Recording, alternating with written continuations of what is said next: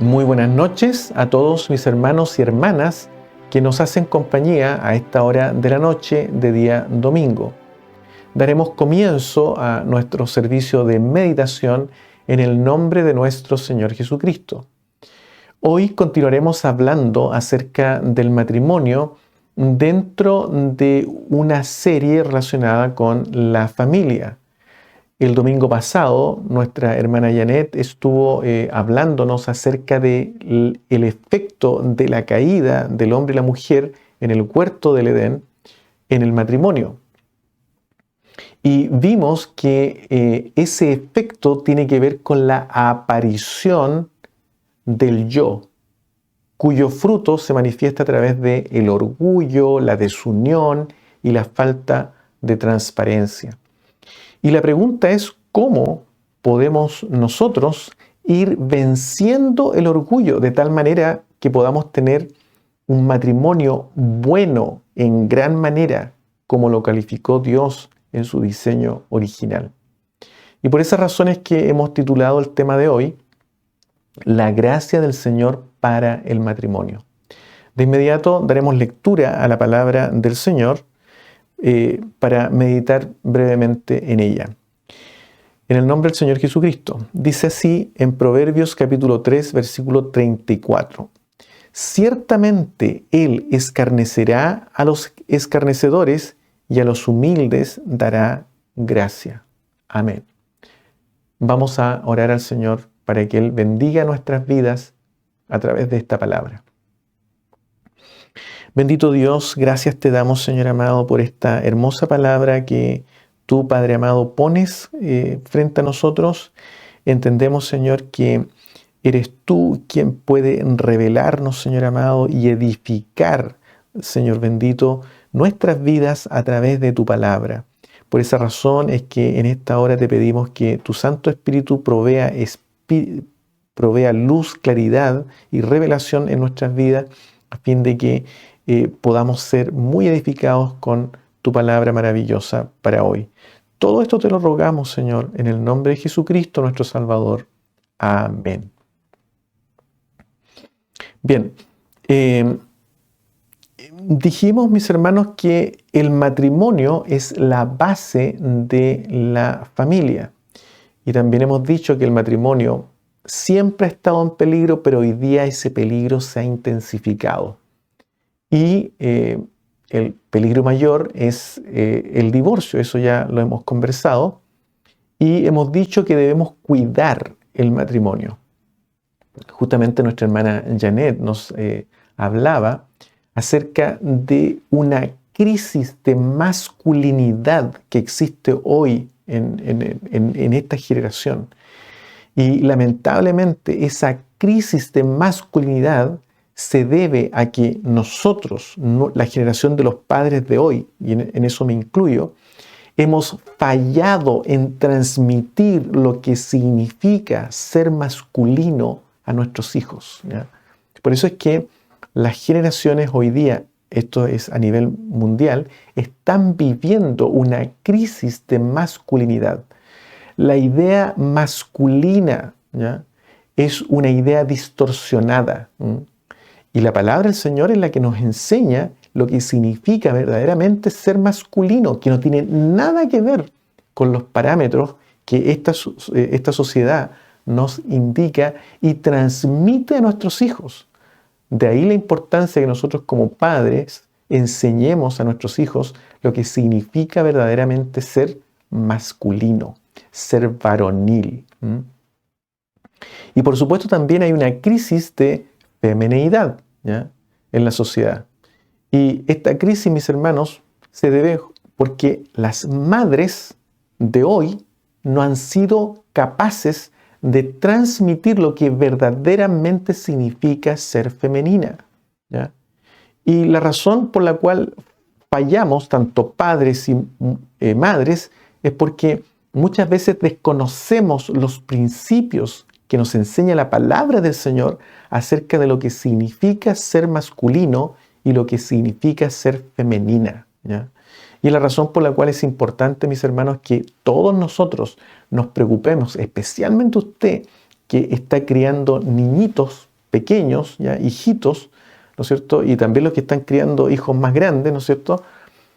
Nos preocupemos de informarnos a través de la palabra del Señor de estos principios, mis hermanos, ¿ya?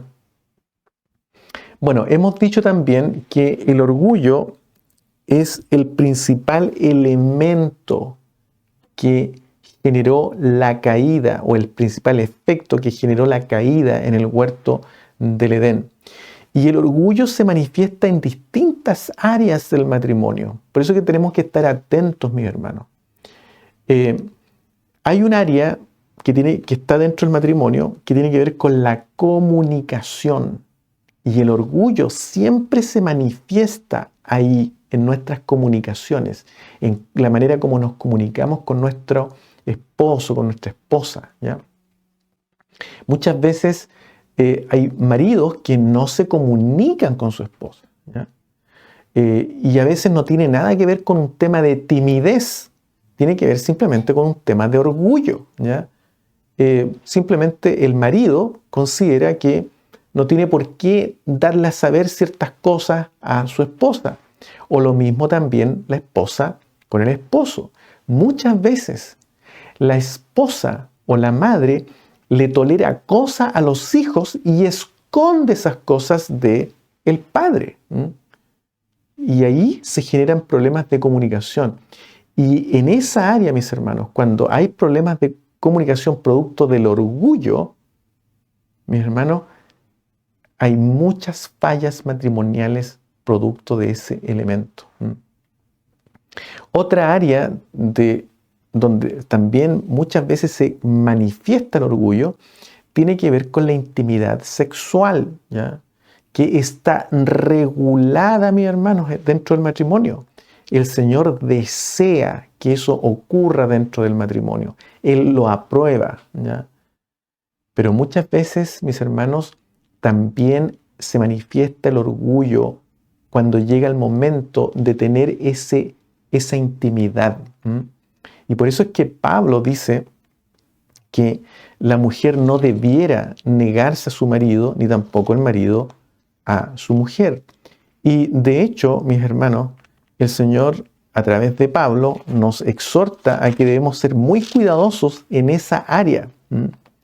Dice, en 1 Corintios usted puede leer ese capítulo porque ahí se habla de esa relación de intimidad. En el capítulo 7 dice en el versículo 3, el marido cumpla con la mujer el deber conyugal y asimismo la mujer con el marido. ¿Ya? Y fíjense lo que dice también Pablo, porque muchas veces el hombre manifiesta su orgullo obligando a la mujer, a veces, ¿no es cierto?, a tener esta unión conyugal, ¿ya?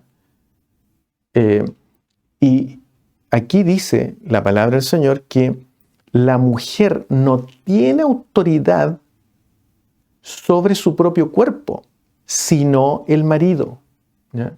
Muchas veces a nosotros los maridos nos gusta esto, ¿ya? Y resaltamos esto. Pero fíjese lo que dice también Pablo.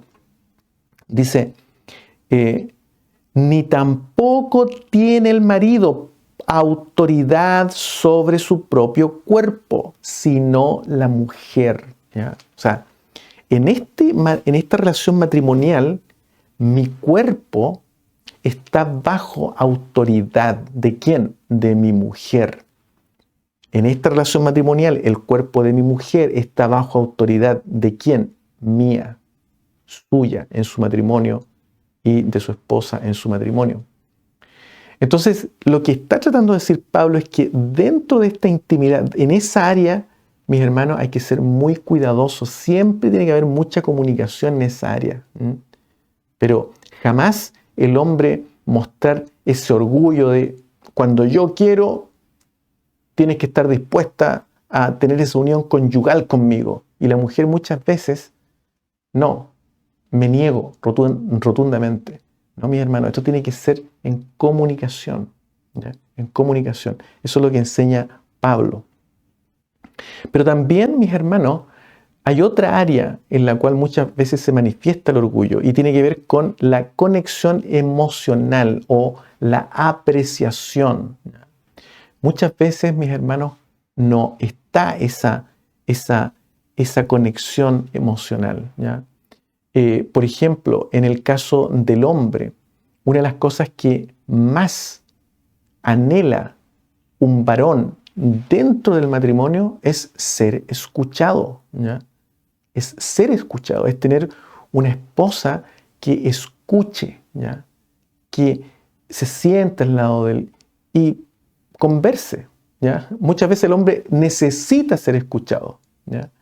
Y las mujeres muchas veces, por estar preocupadas de tantas cosas que es entendible, no se da ese tiempo para escuchar a su esposo. Y allí, ¿no es cierto?, hay un problema. Y todo esto, mis hermanos, a veces está ocasionado también por el orgullo. No tengo por qué escuchar. El que se la arregle solo, ¿ya? O también, muchas veces, el esposo no tiene esa conexión con la esposa. ¿Por qué? Porque no se preocupa de los sentimientos de la esposa. La mujer, por naturaleza, es más sensible que el varón. Y muchas veces el hombre dice, pero si mi mujer sabe que la quiero. Pero no basta con eso.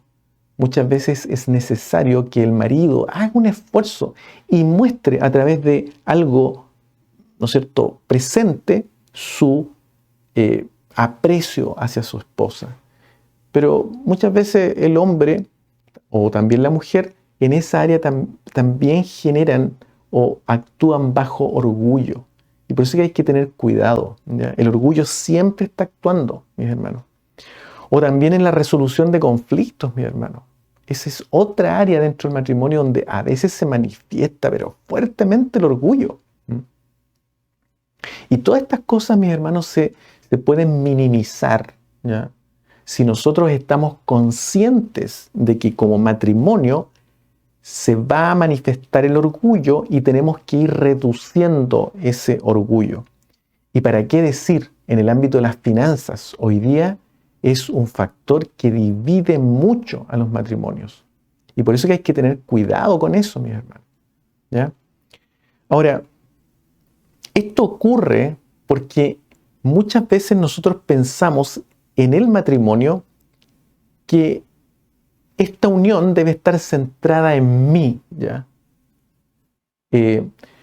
Fíjense ustedes que cuando nosotros somos solteros, nosotros hacemos lo que queremos, ¿ya?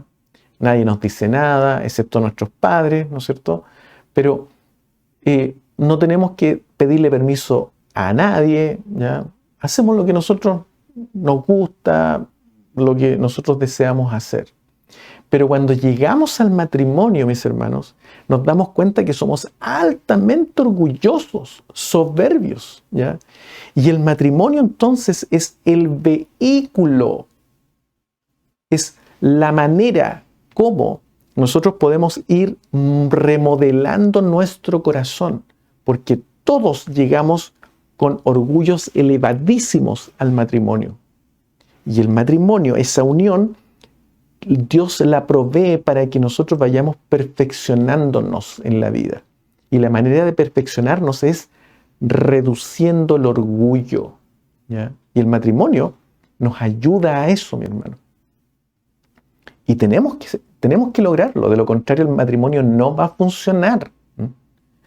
Ahora, otra cosa que tenemos que tener en cuenta es que nosotros, por ejemplo, el caso mío, mi esposa y yo, nos casamos hace 30 años atrás. Y ya no somos los mismos de hace 30 años atrás. Y aunque parece obvio lo que estoy diciendo, sin embargo hay que tenerlo presente. Porque cada cierto tiempo yo debo entender como marido que mi mujer es distinta a la de hace 30 años atrás. Y por lo tanto, debo hacer un esfuerzo por entender lo que está ocurriendo con ella. Lo mismo mi mujer conmigo. Por ejemplo, mi esposa de repente me dice que he estado cambiando y la manera en la cual voy evolucionando, lamentablemente para mí, según ella, es que me estoy haciendo más porfiado, ¿ya? Pero a lo mejor hay otros elementos, otros factores que están generándose, que están evolucionando, y por lo tanto somos personas distintas, ¿ya? Y tenemos que ser cuidadosos, estar conscientes de ese cambio, de esa evolución. ¿Para qué? Para ir mejorando, para ir perfeccionándonos dentro del matrimonio, ¿ya? Entonces, como matrimonio, como pareja, vamos a ir evolucionando, cambiando. Y eso tiene que estar claro, porque yo, como esposo, ya no soy el mismo de hace 30 años atrás. Mi esposa ya no es la misma de hace 30 años atrás, aunque debo mirar a mi esposa como la mujer de mi juventud, ¿ya? Pero que va evolucionando, y por lo tanto debo lograr entender los procesos por los cuales ella también va pasando y proveer comprensión, ¿ya? Ahora, el orgullo, mis hermanos, es lo contrario a la humildad. Y hay varias definiciones que la palabra del Señor provee acerca de lo que significa ser humilde, pero nosotros vamos solamente a tocar una sola de ellas, que está en Habacuc, en el capítulo 2, en el versículo 4. Dice así: He aquí que aquel cuya alma no es recta se enorgullece, mas el justo por su fe vivirá. Aquí el profeta Habacuc nos entrega una definición preciosa de lo que significa ser humilde, mi hermano. Y mire, ponga atención en este versículo, porque dice: he aquí que aquel cuya alma no es recta, es decir, una persona cuya alma no es recta, ¿ya? El injusto, está hablando del injusto, una persona que no tiene un alma recta, una persona injusta. Está comparando el injusto y dice que el injusto se enorgullece. Y luego compara con el justo y dice: más, ahí hay una comparación, más el justo por la fe vivirá. Entonces, fíjense la comparación que está haciendo. El injusto se enorgullece, pero el justo dice: por la fe vivirá. O sea, si él está comparando al injusto con el justo, y está diciendo que el injusto se enorgullece, suena, es intuitivo que él diga que el justo es humilde, ¿no es cierto? Pero en vez de decir que es humilde, dice: vive por la fe. Y ahí está entregando una definición de lo que es la humildad, porque la humildad es lo contrario del orgullo. Entonces, Habacuc nos está diciendo que la humildad es vivir por la fe, mis hermanos. Eso es ser humilde. Es una persona que vive por la fe. Y una persona que vive por la fe es una persona que depende 100% de Dios. Muchas veces nosotros confundimos y se nos enseñan cosas que no tienen que ver con vivir por la fe. Por ejemplo, en las iglesias muchas veces se dice que vivir por la fe es lo que hace el pastor, el siervo del Señor, que deja su trabajo, ¿no es cierto?, y se pone a vivir de las ofrendas, de los diezmos que ingresan a una iglesia. Y que ese pastor está viviendo por la fe. No, mi hermano.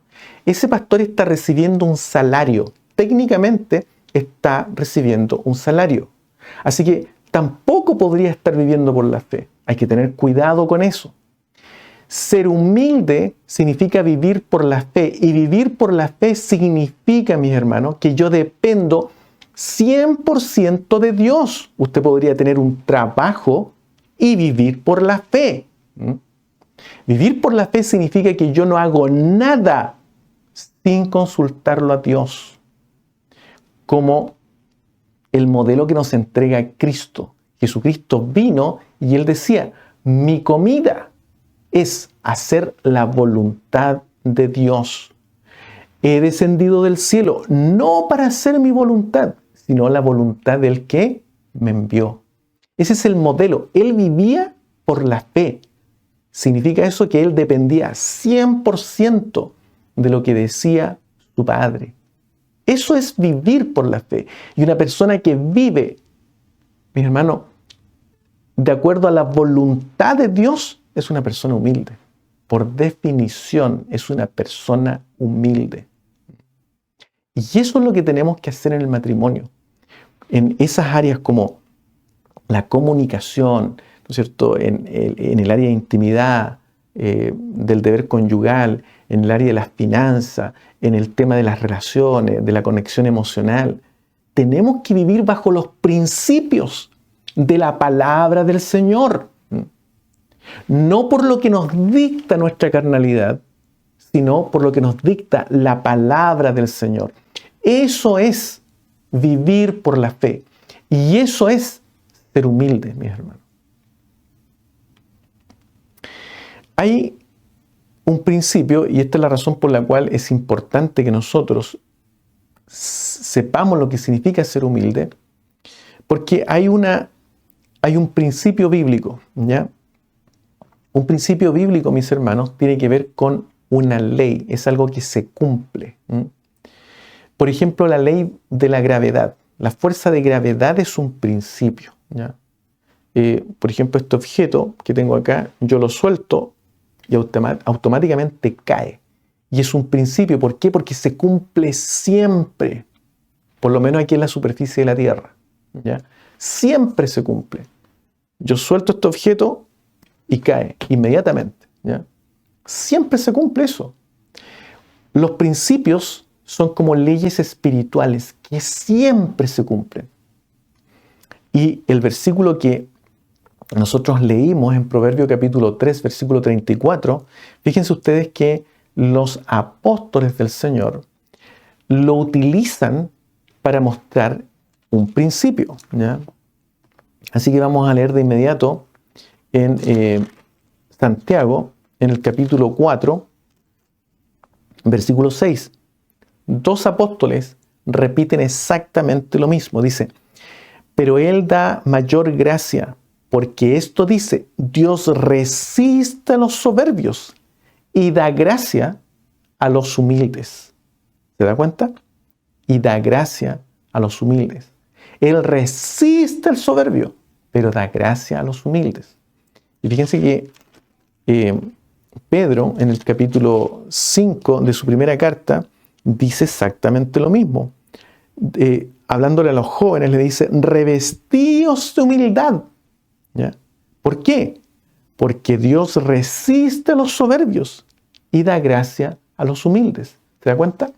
Entonces, por eso que ese es un principio que tenemos que tener en cuenta. La gracia del Señor automáticamente se deposita en las personas humildes, mis hermanos. Y para poder vencer el orgullo, mis hermanos, y para poder vencer el pecado, yo necesito la gracia del Señor. Usted necesita la gracia del Señor. Si usted quiere tener un matrimonio sano, un matrimonio bueno en gran manera, necesita la gracia del Señor. Necesita la gracia del Señor. Necesitamos la gracia del Señor. Y para que la gracia de Dios pueda caer, ¿no es cierto?, y depositarse en nosotros, debemos ser humildes. ¿Qué significa eso? Que debo depender 100% de Dios, de la palabra del Señor. Tengo que hacer aquello. La gracia del Señor, mis hermanos, se puede comparar con la riqueza monetaria, como para hacer una analogía. Por ejemplo, una persona que tiene mucha riqueza monetaria, ¿ya?, recursos financieros, es muy rico, ¿ya?, no va a tener sobresalto económico, ¿ya?, no va a vivir aproblemado, va a vivir tranquilo. En teoría, ¿no es cierto? Por lo menos lo que se conoce, ¿ya? Lo mismo ocurre en el mundo, en la vida espiritual, con una persona que tiene gracia de Dios. Una persona que tiene gracia de Dios también vive sin problema, no afectado por muchas situaciones, capaz de vivir efectivamente a través de los principios bíblicos que nos enseña nuestro Dios. Por eso es que es tan importante, mis hermanos, que nosotros aprendamos a vivir por la gracia, y para ello es importante la humildad, ¿ya? Podríamos imaginarnos también la gracia descendiendo como una lluvia, ¿ya? Y esa lluvia siempre se deposita el agua cuando cae en los lugares más bajos, ¿ya? En los lugares hondos de la tierra se forman unas pozas de agua. ¿Por qué? Porque automáticamente el agua se deposita allí. Lo mismo ocurre con la gracia. La gracia cae, desciende y se deposita en los corazones que son humildes, ¿ya? Y por eso es tan importante la gracia. Hay otro principio bíblico que enseña Pablo y que está en Romanos, en el capítulo 6, ¿ya? Vamos a leer de inmediato. Romanos capítulo 6, versículo 14, que dice lo siguiente: porque el pecado no se enseñoreará de vosotros, pues no estáis bajo la ley, sino bajo la gracia. Es decir, mis hermanos, cuando yo vivo bajo la gracia, cuando la gracia está operando en usted y en mí, el pecado no puede tener dominio sobre usted ni yo. Y esto es súper importante dentro del matrimonio. Porque cada vez que nosotros vemos que hay atisbos de orgullo en mi relación con mi esposa, es porque está faltando la gracia. Es porque significa que yo debo humillarme en alguna área de mi vida, en algún área dentro de mi corazón, hay soberbia, hay orgullo. O tal vez en mi esposa.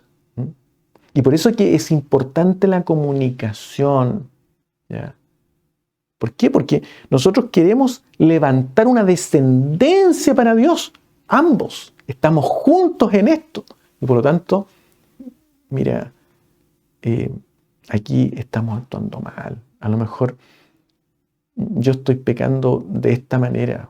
Estoy siendo orgulloso contigo, soberbio. A lo mejor mi esposa me puede decir, sí, pero yo también he estado actuando de esta otra manera, y eso también es soberbia y orgullo. ¿Ok? Humillémonos delante de la presencia del Señor. Busquemos la gracia juntos, humillémonos. ¿Para qué? Para que descienda la gracia de Dios en nuestro matrimonio y el pecado no se enseñoree de nosotros. Y eso es lo que tenemos que hacer, mis hermanos. Ahora, ¿quién es el que administra la gracia? La gracia es administrada por el Espíritu de Dios. Por eso que nosotros debemos constantemente invitar al Espíritu de Dios a que Él administre gracia en nuestros corazones, en el corazón de mi esposa y en mi corazón. Muchas veces nosotros tenemos en nuestra mente la idea de que tenemos que buscar al Espíritu Santo del Señor y dejarlo que se manifieste para ver dones manifestados. Hermano, eso no es lo más importante, ¿ya? Nosotros que venimos de la tradición pentecostal, damos importancia a eso, lo cultivamos, ¿ya? Creemos en eso, pero eso no es lo más relevante, ¿ya? Lo importante es que el pecado no se enseñoree de usted ni de mí, ¿ya? Eso es lo importante, y para eso está el Espíritu Santo del Señor administrando gracia en los corazones de los hombres que se humillan delante de Dios, que quieren depender 100% de Dios, de la palabra del Señor. Eso es súper importante, mi hermano. Muchas veces en las iglesias se dice, hermanos, aquí está el Espíritu de Dios. Y donde está el Espíritu de Dios hay libertad. Y se malinterpreta aquello y se da libertad para que se haga lo que quiera dentro de la iglesia. Y eso tampoco es correcto, mi hermano, ¿ya? Tampoco es correcto. En 2 Corintios, capítulo 3, versículo 17, dice, porque el Señor es el Espíritu, y donde está el Espíritu del Señor, allí hay libertad. ¿Pero libertad para qué, mi hermano? ¿Para que hayan extravagancias dentro de la reunión? No, mi hermano, porque lamentablemente esto se confunde. Por lo menos aquí en Estados Unidos hay denominaciones donde aquí hay libertad, hermano, porque donde está el Espíritu de Dios hay libertad y se deja que se haga lo que quiera. Y tremendas extravagancias que se ven. Pero la palabra del Señor aquí dice, donde está el Espíritu de Dios hay libertad, pero libertad del pecado. ¿Por qué? Porque el Espíritu de Dios es quien, mis hermanos, administra gracia. ¿Pero sobre quiénes? Los que son humildes, los que gimen delante del Señor, los que se arrodillan. Señor, yo quiero vivir bajo tus principios. Quiero depender de ti, Señor. Señor, mira, tengo este problema con mi esposa. Señor, ¿qué hago? ¿Qué hago, Señor? Guíame tú, porque yo no sé esto. Y sé que yo soy orgulloso, soy soberbio. Pero en esta hora me humillo delante de ti, Señor, porque necesito gracia delante de ti. Espíritu de Dios, por favor, administra gracia en mi corazón y en el corazón de mi esposa para que podamos resolver esta diferencia, Señor. Porque mi esposa y yo queremos levantar una generación para ti, Señor. Eso es el Espíritu de Dios, mi hermano. Bueno, por eso, mis hermanos, es que nosotros debemos aprender a amar a Dios primero, para poder aprender a amar a nuestras esposas. Muchas esposas idolatran a sus maridos y hacen lo que ellos le piden creyendo que están actuando bien. Y no, mi hermano, no. Usted no puede amar más a su marido que los principios bíblicos que entrega la palabra del Señor. No puede amar más a su marido que a Dios. Porque si usted comienza a amar más a su marido que a Dios, está, mis hermanos o mi hermana, está haciendo que su matrimonio se trice, se rompa. Está pavimentando el camino para el fracaso. Y lo mismo ocurre con el varón, ¿no es cierto? Con el esposo. Hay esposos que también idolatran a su esposa, ¿eh? Y son capaces de hacer lo que ella me pida, ¿ya? No, no podemos hacer eso. Debemos amar más a Dios que a nuestra esposa y viceversa. Porque cuando el esposo tiene comunión con Dios y la esposa tiene verdadera comunión con Dios, y eso lo enseña también la palabra del Señor, entonces ambos pueden tener comunión. Porque tener comunión significa tener algo en común. Y cuando mi esposa tiene conmigo en común a Dios, entonces hay comunión. Bueno, vamos a leer en Primera de Pedro, en el capítulo 3, porque allí la carta de la primera carta de Pedro, mis hermanos, es una carta donde se describe cómo vivir bajo la gracia, ¿ya? Y yo se la recomiendo que usted la estudie.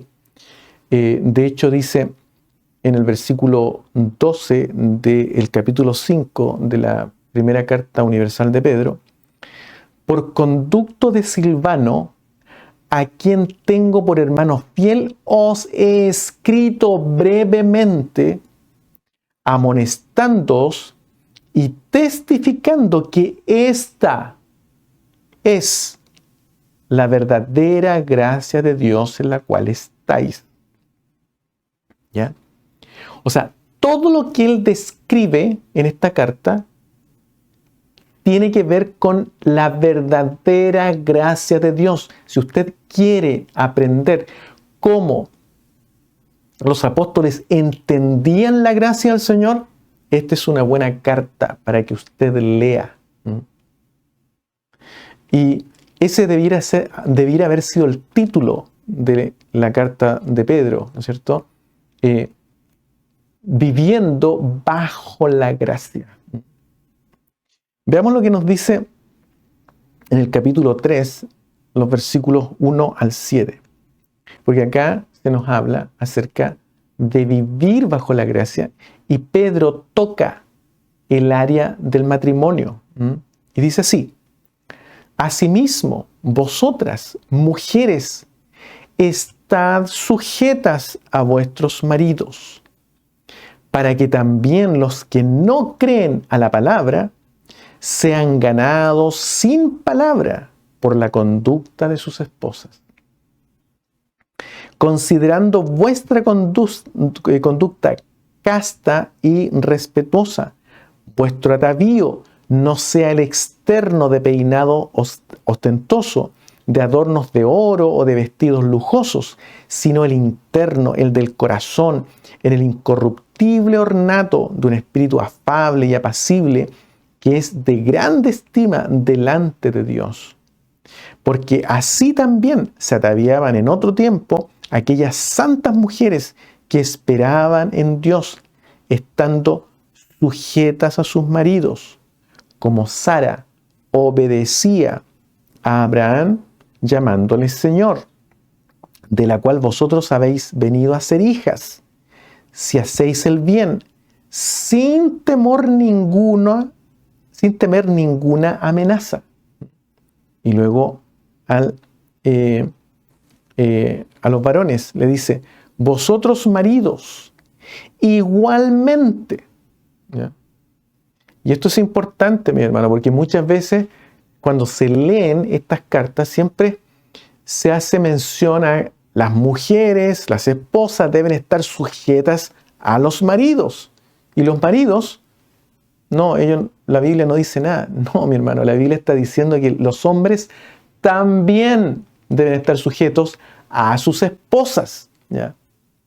Pero en diversos roles. Eso es lo que también vamos a hablar los próximos domingos, los roles del esposo y de la esposa. Y cada uno debe sujetarse el uno al otro. Eso lo enseña incluso Pablo, mi hermano.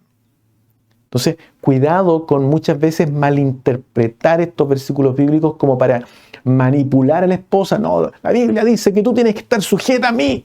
Bueno, yo también tengo que estar sujeta a ella. Eso dice la Escritura. Y por eso que dice acá en el versículo 7, vosotros maridos, igualmente ¿qué? Estad sujetos a vuestras esposas, ¿ya? Vivid, ¿cómo? O sea, ¿cómo debo estar yo sujeto con ella? O sujeto a mi esposa. Vivid con ella sabiamente, o sea, con entendimiento. O sea, tengo que tratar de entender a mi mujer, hacer un esfuerzo por entenderla, ¿ya? Dando honor a la mujer como a vaso más frágil. ¿Por qué? Porque las mujeres son más sensibles por el diseño que Dios creó en ellas. Las diseñó para que ellas pudieran llevar vida dentro de sus cuerpos. Y por lo tanto tienen que ser más sensibles. Porque tienen un propósito especial. Y por lo tanto dice, y como coherederas de la gracia de la vida. Coherederas, es decir, igual, porque co significa igual, ¿ya? Igual, en la misma medida. Entonces, aquí el Señor está diciendo que ambos somos iguales. Y mi esposa tiene que estar sujeta a mí, pero yo también sujeto a mi esposa, ¿ya? Este es un camino de dos vías, mis hermanos, no solamente de una. Y dice, ¿por qué como marido debo hacer esto? Dice, para que vuestras oraciones no tengan estorbo. Qué importante es la palabra del Señor. Entonces, miremos un poquito este pasaje, donde se nos enseña que debemos vivir bajo la gracia, ¿ya? Eso tiene que darse porque estamos viviendo bajo la gracia, son principios bíblicos, ¿ya? Dice que la mujer debe estar sujeta a su marido. Esto significa que debe aceptar la autoridad del marido, ¿ya? Tiene que aceptar la autoridad del marido. Fíjense ustedes que en el mundo antiguo la mujer sufría mucho, ¿ya? De verdad, era muy disminuida, ¿ya? Y todavía, mis hermanos, es lamentable ver cómo estas nuevas ideologías que se están imponiendo, a la única que afectan es a la mujer, mis hermanos.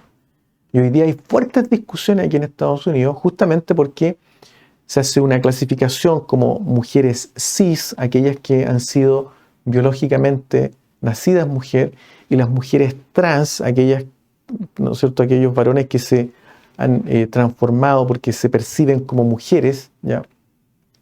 Pero quieren ser mujeres. Y muchas veces por tratar de, por ley, hacer aquello igual, hay un tremendo problema en los deportes. En Estados Unidos esto es una discusión grande que se está dando porque hay mujeres, biológicamente mujeres, que han competido con mujeres trans y resulta que lo que ocurre ahí es que siempre salen perdiendo las mujeres que naturalmente son mujeres, ¿ya? Que biológicamente son mujeres. Entonces, todo este tipo de ideología, ¿a quién perjudica? A la mujer, mi hermano. Solamente a la mujer. Pero en la época antigua, la mujer era muy, pero muy perjudicada, muy disminuida, ¿ya? Muy mirada en menos, ¿ya? Antiguamente se miraba muy mal el estatus que se le daba a la mujer, lamentablemente. Hay muchas cosas escritas que provienen de la antigüedad y que da pena ver el trato que se le daba a la mujer.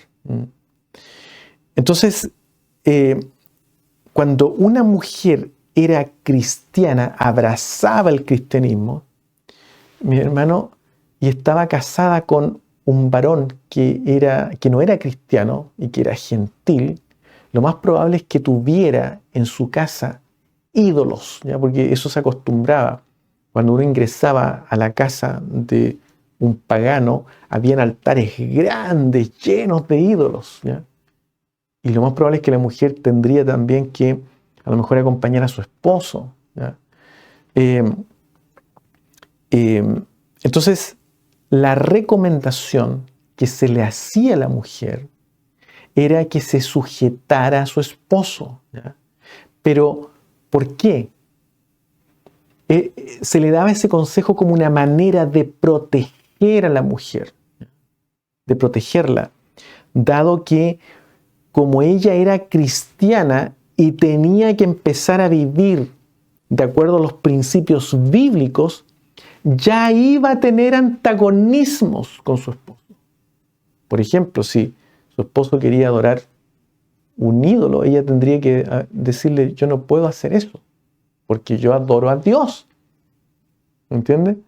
Entonces, por eso es que se le daba la recomendación, sujétense a sus maridos, ¿ya?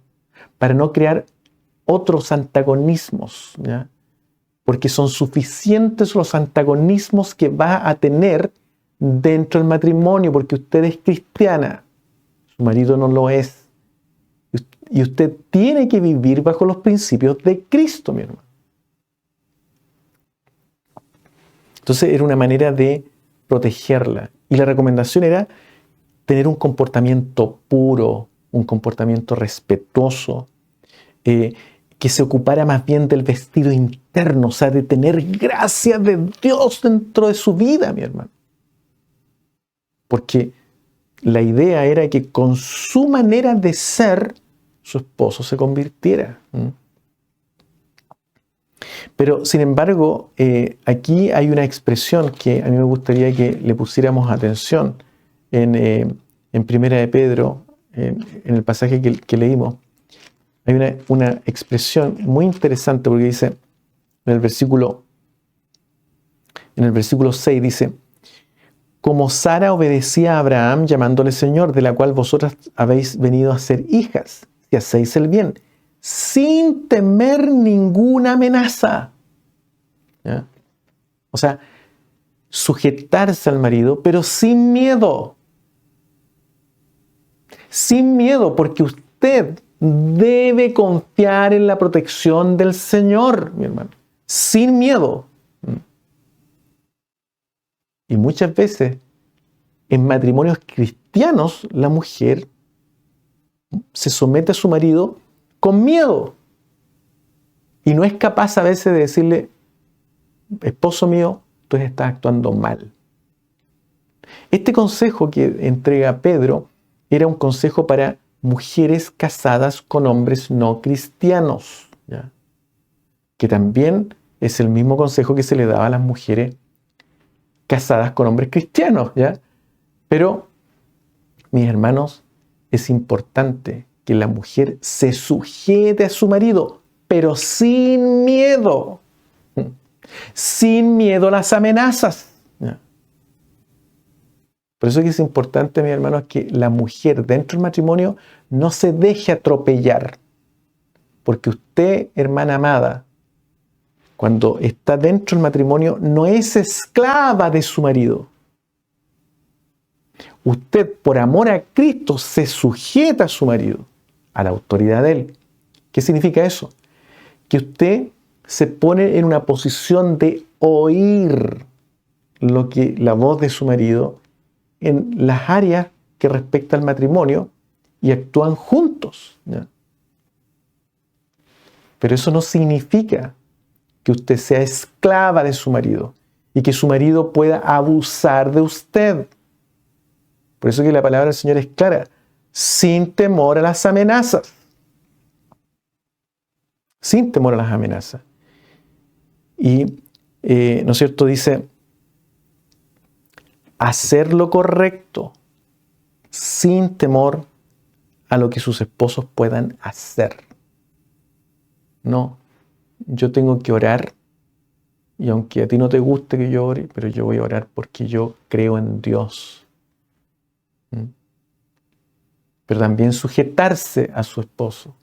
Cuando su esposo le diga, esposa mía, tengamos intimidad conyugal, no se niegue. Converse con su esposo, pero no se niegue.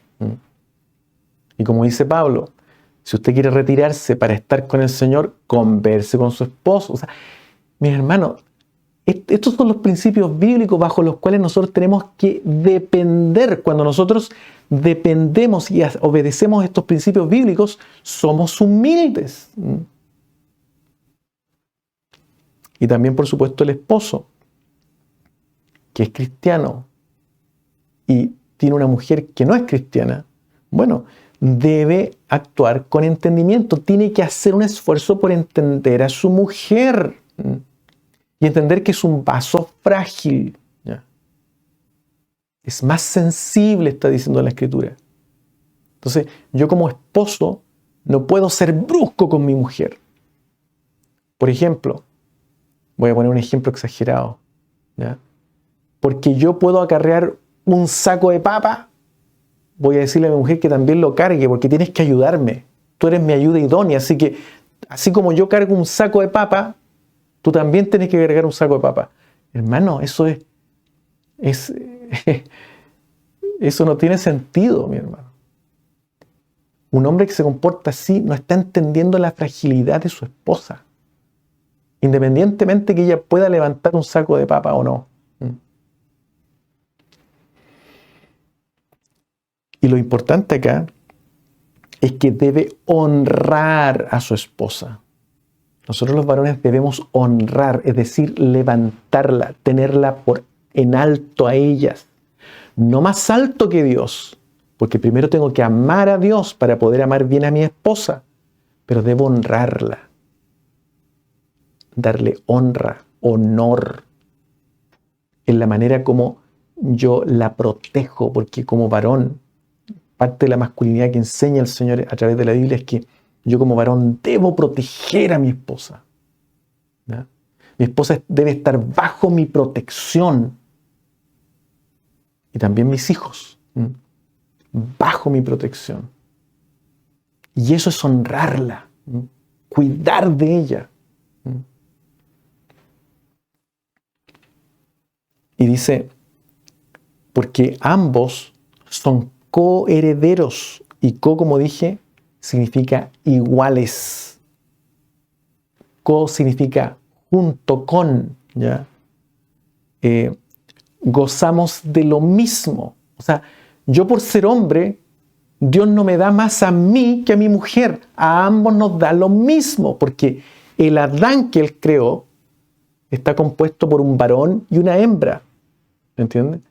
Pero hay roles que dentro de la especie cumplimos. Roles que Dios los estableció. Son principios bíblicos. Y si yo quiero ser humilde, quiero depender de Dios. Significa que quiero hacer la voluntad de Dios.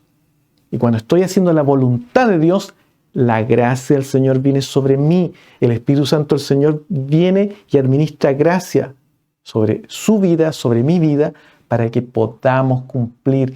Y el pecado, es decir, el orgullo que se levanta y nos dice, no, pueda ser vencido, mi hermano. Por eso que es importante esta palabra y lo que nos enseña Pedro. Y él dice, testificando que esta es la verdadera gracia de Dios. Qué importante es la palabra del Señor. Bueno, ¿necesita usted gracia para tener un matrimonio bueno en gran manera? Tiene que venir a la palabra del Señor. Por eso que es tan importante la palabra del Señor. Hermanos, que usted pida en su iglesia que se enseñe la palabra del Señor. Es súper importante esto. La palabra del Señor es alimento espiritual. Y el Señor Jesucristo dijo que no solo de pan vive el hombre, sino de toda palabra que sale de la boca de Dios. Y muchas veces en las iglesias no se habla de la palabra. A veces se lee un versículo, pero el predicador anda por cualquier otro lado y menos centrado en la Escritura, en la palabra del Señor. Entonces, hermanos, hermanas, si usted quiere tener un buen matrimonio, tenemos que pedir la gracia al Señor. La gracia de Dios es la que nos permite trabajar los problemas de orgullo, de soberbia, de desunión, de falta de transparencia. Y cuando usted se equivoque con su esposa, pídale perdón.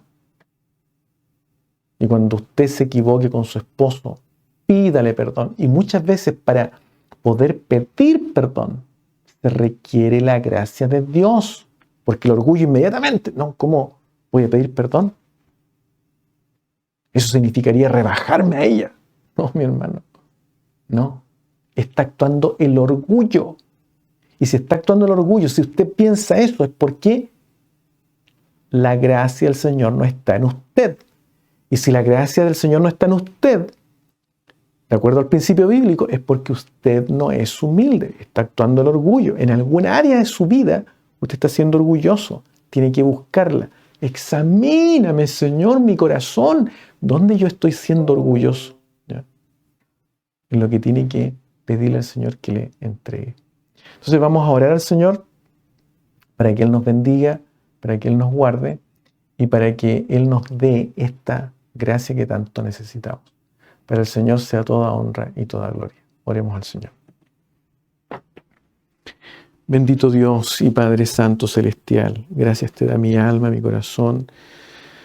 Gracias te doy, Señor amado, por esta palabra tan maravillosa y te pido que por favor tú nos bendigas grandemente, que tú seas con nosotros, Señor, y que puedas brindar, Padre amado, esa gracia a cada corazón, Dios mío, que lo necesita en esta hora.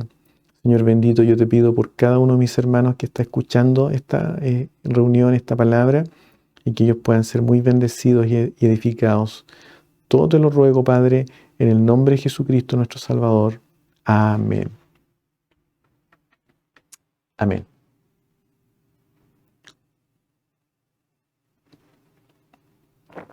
Bueno, los avisos, mis hermanos, son los siguientes. El miércoles 21 tenemos el taller de Mujeres de la Biblia, un hermoso taller que estamos llevando a cabo a las 7 de la tarde, hora de Illinois, 9 de la noche, hora de Bolivia, y 10 horas de Chile, 10 horas de la noche, hora de Chile y Argentina. Este taller está siendo dirigido, como lo hemos conversado otras veces, por nuestras hermanas Janet Báez y María Ángeles, y de verdad que han estado muy bonitos, según lo que ellas me reportan, y con una muy bonita asistencia. Y esperamos que el Señor haga crecer ese numerito. También el día viernes 23 de febrero tenemos un taller de lectura bíblica de 6 a 8 de la tarde. Estamos estudiando el libro o leyendo el libro de Lucas. Hemos terminado los primeros 5 capítulos y estamos también leyendo el capítulo 6 y vamos a continuar leyendo otros capítulos. Es de 9 a 11 de la noche, hora de Chile y también Argentina.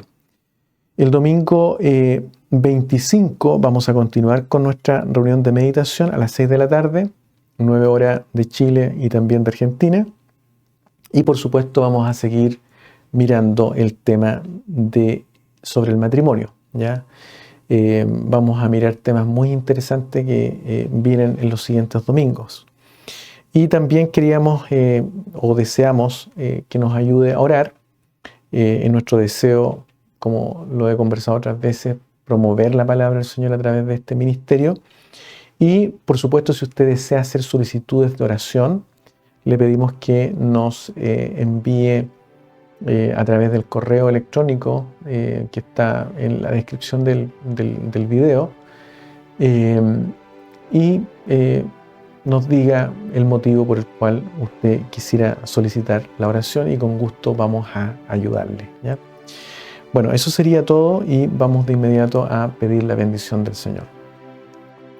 Bendito Dios y Padre Celestial, gracias te damos en esta hora por esta hermosa palabra que usted nos concede.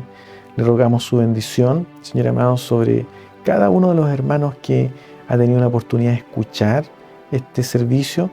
Donde quiera que ellos se encuentren, Señor, su Santo Espíritu vaya y pueda poner esta hermosa bendición sobre sus vidas. Todo te lo ruego en el nombre de Jesucristo nuestro Salvador. Amén. Que el Señor les bendiga.